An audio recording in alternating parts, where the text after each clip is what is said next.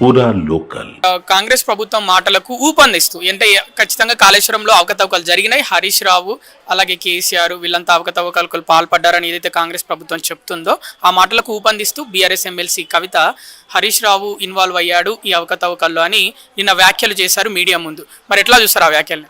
నేను కవిత గారి విషయం పైన డీప్గా పోవాలనుకుంటే ఆమె బీఆర్సీ ఎమ్మెల్సీగా ఆ వ్యాఖ్యలు చేసిందా, మళ్ళీ జాగృతి అధ్యక్షురాలుగా ఆమె ఆ వ్యాఖ్యలు చేసిందా అనేది కూడా పూర్తి స్థాయిలో ఇంకా సమీక్ష జరగలేదు.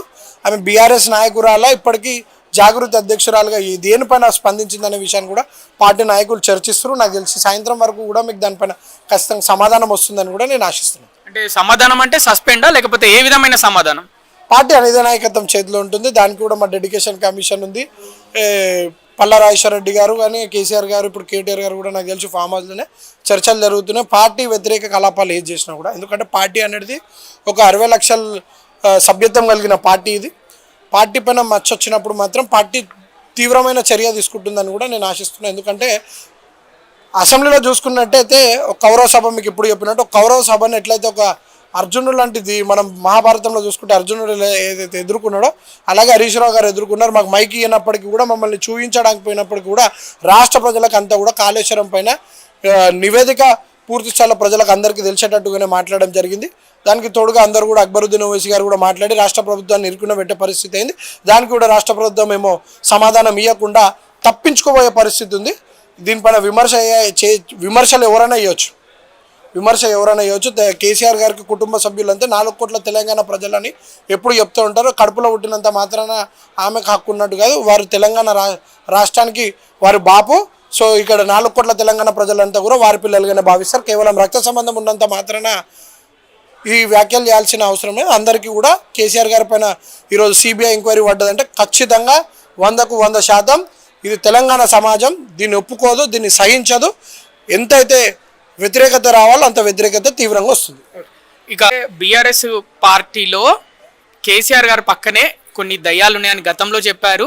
ఆ దయ్యాల వల్లనే కేసీఆర్కి ఈరోజు ఈ దుస్థితి వచ్చేలా చేశారు. సిబిఐ ఎంక్వైరీ ఒక మాజీ ముఖ్యమంత్రి తెలంగాణ తెచ్చిన వ్యక్తి, ఆ వ్యక్తి పైన సిబిఐ ఎంక్వైరీ పడేదాకా తీసుకొచ్చింది బీఆర్ఎస్ పార్టీలోనే ఉన్నారు. వాళ్ళ వల్లనే ఈరోజు ఈ పరిస్థితి వచ్చిందని కూడా చెప్పడం జరిగింది.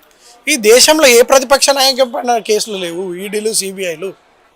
ఎక్కడ ప్రతిపక్షం? మళ్ళీ మొన్న చంద్రబాబు నాయుడు గారి పైన కూడా ఒక ఆరోపణ వచ్చింది. ఇప్పుడు స్వయానంగా ఎవరైతే వ్యాఖ్యలు చేసినో వాళ్ళపైన కూడా కదా నింద వచ్చింది. 5 నెలల పాటు జైల్లో ఉండడం జరిగింది కదా. ఎవరిపైన రాలేదు ఈ దేశంలో?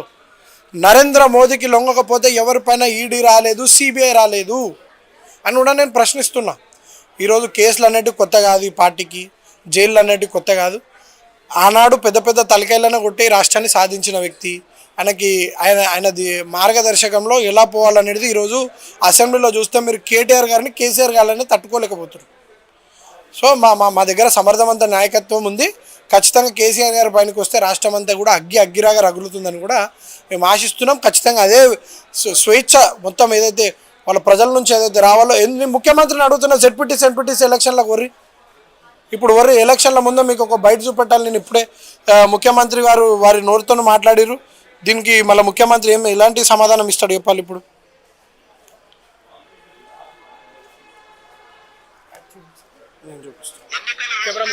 మొట్టమొదట వాళ్ళ అనుబంధ విభాగాలైన ఈడీ, ఇన్కమ్ ట్యాక్స్, సిబిఐలను పంపిస్తారు. ఉన్న వాళ్ళని అందరినీ కూడా దిగ్బంధం చేయండి అని ఆ తర్వాత ఎలక్షన్ కమిషన్ ను పంపిస్తారు. వాళ్ళకు వ్యతిరేకంగా వేసే ఓట్లను తొలగించమని. ఇది అత్యంత ప్రమాదకరమైన పరిస్థితి. దేశ రాజకీయాలు ఈ రోజు కొనసాగుతున్నాయి. ఈ కేసును సెంట్రల్ బ్యూరో ఆఫ్ ఇన్వెస్టిగేషన్ కి అప్పగించడం సముచితము. ఇదే రాహుల్ గాంధీ అంటాడు. రాహుల్ గాంధీ మీదనేమో సిబిఐ వేస్తే రేవంత్ రెడ్డి గగ్గోలు పెడతాడు. మళ్ళీ ఇప్పుడు కేసీఆర్ పైన సిబిఐ ఎంక్వైరీ అంటే మీకు ఎట్లాంటి చిత్తశుద్ధి ఉంది? దీనిపైన సోనియా గాంధీ నేషనల్ అరెస్ట్ కేసులో మిమ్మల్ని సిబిఐ ఎంక్వైరీకి పిలుస్తుంది, ఈడీ ఛార్జ్షీట్ వేసిందంటే మీరు ఇవన్నీ బీజేపీ సంస్థలు అని చెప్తారు. ఈరోజు మీకు వీడియో చూపించినప్పుడు స్వయంగా వారు ఏదైతే ఊసరవల్లి రంగులు ఎలా మారుతుందో, ముఖ్యమంత్రికి ఢిల్లీ నుంచి ఎలాంటి మొట్టికాయలు పడితే రాహుల్ గాంధీ అంటాడు, నేను స్కూల్ ఒకరి దగ్గర చదివిన, కాలేజ్ ఒకరి దగ్గర చేస్తున్నా, ఉద్యోగం ఒకరి దగ్గర చేస్తున్నా అని చెప్పి ఏదైతే వ్యాఖ్యలు చేస్తుండో దాన్ని బట్టి 2 డైరెక్షన్ల వల్ల జోడు గుర్రాలపై సవారీ చేస్తున్నారు. ఎప్పుడన్నా కింద పడవచ్చు రేవంత్ రెడ్డి గారు. మీరు ఏదో ఒక స్టాండ్ మీద ఉండరు. మీరు కాంగ్రెస్ పార్టీ ప్రతినిధి లేకపోతే బీజేపీ ప్రతినిధి అని కూడా మీరు స్పష్టంగా తెలుసుకోవాల్సిన విషయము. ఇప్పుడు ఎలక్షన్ల ముంగట ఏవైతే స్థానిక సంస్థల ఎలక్షన్ల ముంగట మీరు బీడ కేవలం బీఆర్ఎస్ పైన బురద జల్లి ఎలక్షన్లు పోవాలనుకుంటారు. రాష్ట్ర ప్రజలందరూ కూడా గమనిస్తారు. మిమ్మల్ని అద్దా పాతాళానికి దొక్కే రోజులు కూడా ముంగట ఉన్నాయని కూడా మేము హెచ్చరిస్తున్నాం. ఇక చివరి ప్రశ్న, కవిత నిన్న మీడియా ముందు మాట్లాడుతూ బీఆర్ఎస్లో ఒక ప్రధాన నాయకుడి చేతిలో చాలా ఛానళ్ళు ఉన్నాయి, సోషల్ మీడియా ఛానళ్ళు, వాటిల్లో నా గురించి ఇష్టం వచ్చినట్టుగా మాట్లాడిస్తున్నాడు, రాపిస్తున్నాడు, ఖబర్దార్ అని కూడా హెచ్చరించారు. మరి ఎవరా నాయకుడు? మీ బీఆర్ఎస్ చేతిలో ఛానళ్ళు ఉన్నాయా? మరి మేము ప్రజాస్వామ్యంగా ఉంటాము, మాకంటూ ఛానల్ లేదు. గతంలో మా గొంతుక నొక్కుతున్నారు కాబట్టి టీ న్యూస్ అనే సంస్థను కేవలమే బీఆర్ఎస్ పార్టీ బీఆర్ఎస్ పార్టీ కాదు, నాయకులు కొంతమంది నడిపించడం జరిగింది తప్ప మాకంటే ఎలాంటి సోషల్ మీడియా లేవు. ఎందుకంటే సోషల్ మీడియా వారియర్స్ని నేను ఖచ్చితంగా మెచ్చుకుంటే, ఎవరైతే సోషల్ మీడియా ప్లాట్ఫామ్స్ ఉన్నాయో మీలాంటి అంత ప్రముఖ రిపోర్టర్లు అందరూ కూడా ప్రజా సమస్యలు తెలుసుకొని ఖచ్చితంగా ప్రధాన ప్రతిపక్షంగా మేమే వాళ్ళ ప్రశ్నలు లేవనెత్తాలి కాబట్టి మా దృష్టికి తీసుకొస్తున్నారు తప్ప ప్రజా సమస్యలను ఏవైతే ఇప్పుడు ఈరోజు మేము గతంలో కూడా చెప్పడం జరిగింది, తెలంగాణ భవన్ అనేది ఒక జనతా గ్యారేజ్. ఈ జనతా గ్యారేజ్లో ప్రతి ఒక్కరికి ఆహ్వానం ఉంది. అది మీడియా ఛానళ్ళు కానివ్వండి, ప్రజలకు కానివ్వండి, ప్రతి ఒక్కరి సమస్యలు అడ్రస్ చేయడానికి ఉన్నాయి. ఇది ఎవరిని విమర్శించడానికి కాదు, కేవలం ప్రజా సమస్యల కోసం మాట్లాడడానికే మీడియా సంస్థలు ఉన్నాయని కూడా నేను భావిస్తున్నాను. ఇక చివరి ప్రశ్న ఇంకొకటి ఏంటంటే, మీరు ఒక నాయకుడిగా చెప్పండి, నిన్న సోషల్ మీడియాలో ట్విట్టర్లో పెద్ద ఎత్తున కవితను సస్పెండ్ చేయాలి పార్టీ నుంచి అని మీ బీఆర్ఎస్ వాళ్ళే పోస్టులు పెట్టారు. ఒక నాయకుడిగా మీరు మీ పార్టీలో నాయకుడిగా చెప్పండి, మీ ఒపీనియన్ ఏంటి? ఎమ్మెల్సీ కవిత పైన మీ ఒపీనియన్ ఏంటి? అంటే ఎంతైనా కేసీఆర్ గారు కూతురు కాబట్టి ఖచ్చితంగా, అలాగే పార్టీ ఎమ్మెల్సీ కాబట్టి నాకు తెలిసి కేసీఆర్ గారు ఒక చర్య తీసుకుంటారని కూడా నేనైతే భావిస్తున్నా. ఎందుకంటే ఆమెకి మందలించడం జరుగుతుందా, పిలిచి మాట్లాడుకోవడం జరుగుతుందా, క్రమశిక్షణ అనేది కూడా పార్టీలో ఉంది కాబట్టి నాకు తెలిసి పల్లారాజేశ్వర రెడ్డి గారికి గతంలో కూడా ఈటల రాజేందర్ గారిని సస్పెండ్ చేసినా కానివ్వండి, ఇంతకుముందు ఎమ్మెల్సీ గారిని కొంతమందిని సస్పెండ్ చేసిన కీలక పాత్ర పోషించారు.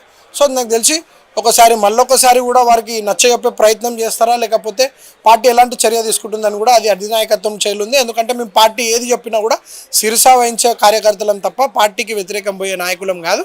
పార్టీ ఏది చెప్తే దాన్ని మేము శిరసా వహించి ముందుకెళ్తాం తప్ప పార్టీకి వ్యతిరేక కలాపాలు చేసేది.